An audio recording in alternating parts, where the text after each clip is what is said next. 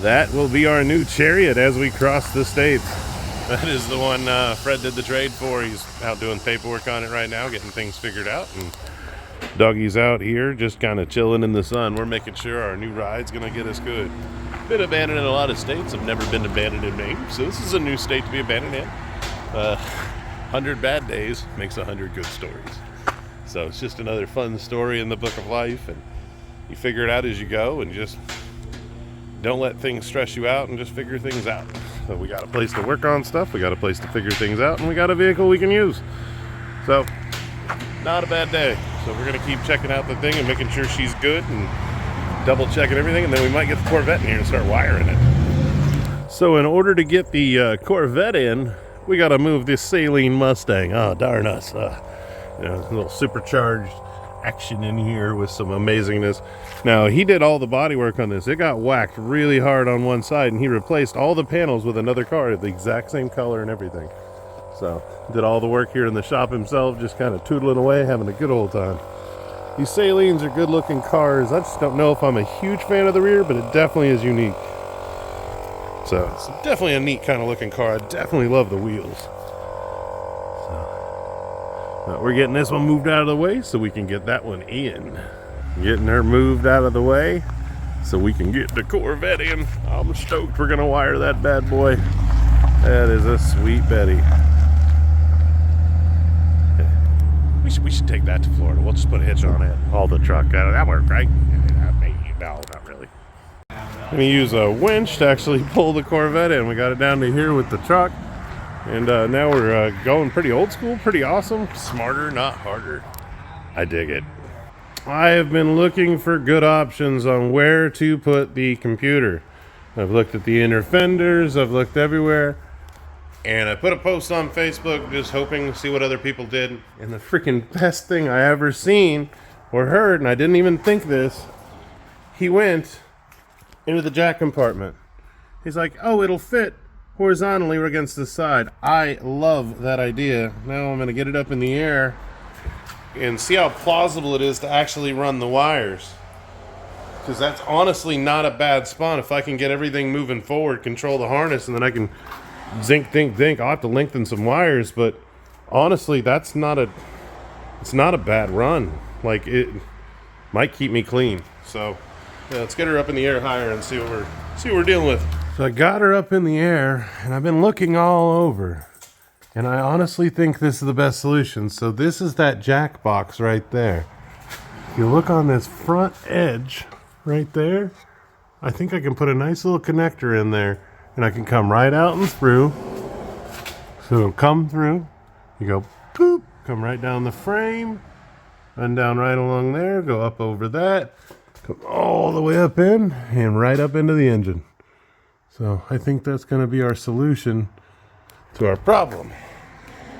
So I think that's the best way to go. I've looked over this car, I went behind the dash. Yes, I fit, but barely. I took empathy, or not empathy, but the canoe apart. And that was kind of a pain in the ass, and I plan on LS swapping mine, and it's kind of fun to be able to figure it out at the same time. But yeah, I think that's going to be where I go. I got that from one of the Facebook posts I made, and somebody made that suggestion. I was like, oh fuck, never even thought of that. And honestly, I think it's the best way to go, because the space I wanted to use up in here, it's almost impossible to reach it, almost impossible to make a bracket, and it's probably going to get wet. That's not good for computers. Not good at all. No, I'm going to think on it for a minute. I'm going to go run it past Fred Senior, see what he thinks. I was just walking back up to the shop and I saw that sunset. That is absolutely gorgeous. Look at all those colors. You got all the wildflowers in the background, and it is just gorgeous. Such a pretty day. Such a pretty day.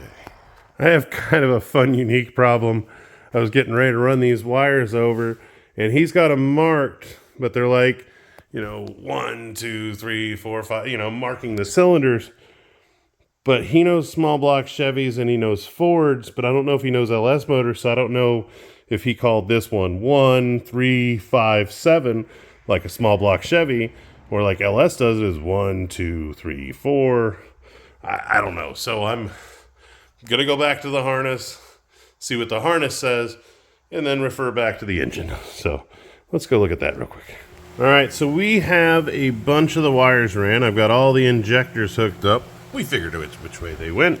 Now we had them marked, so it was pretty easy to figure out. We got those ran, and I got the coils ran in.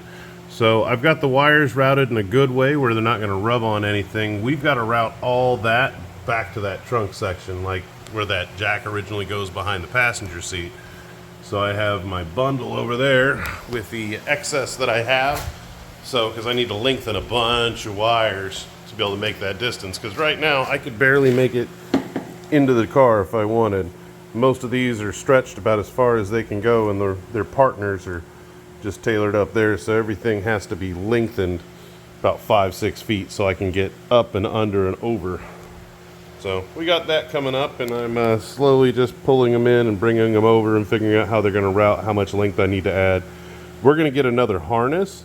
So when I go to lengthen them, I'll just D-pin in here, run the actual wire, and then I can connect into this, and that way I've only got one solder joint, and I got all the extra length. I don't feel like running extra wire on the whole thing. We could have ordered a custom-built harness, but honestly, I think it's better just to build the harness out of factory harnesses, because I think it'll work a lot better, and we'll have a lot less issue, and if we try to get custom links, it's just going to be a dick pain.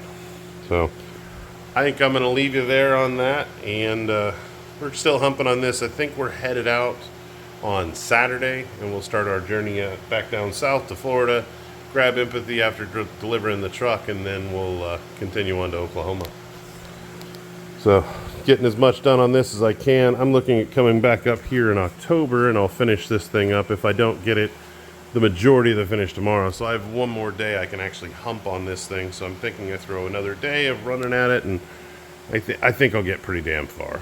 So I may not get everything cut and spliced, but we'll get everything further along. Maybe get the computer mounted back there, and I'll get my fuse panel up here, because all those pinks, most of these are all like just key hots, and the oranges are constant. So I got a few I got to run back and around, and we'll get some power running up here.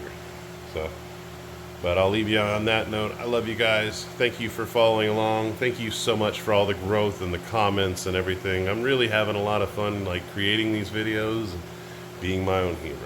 So I love you guys, and I'll see you tomorrow. Bye.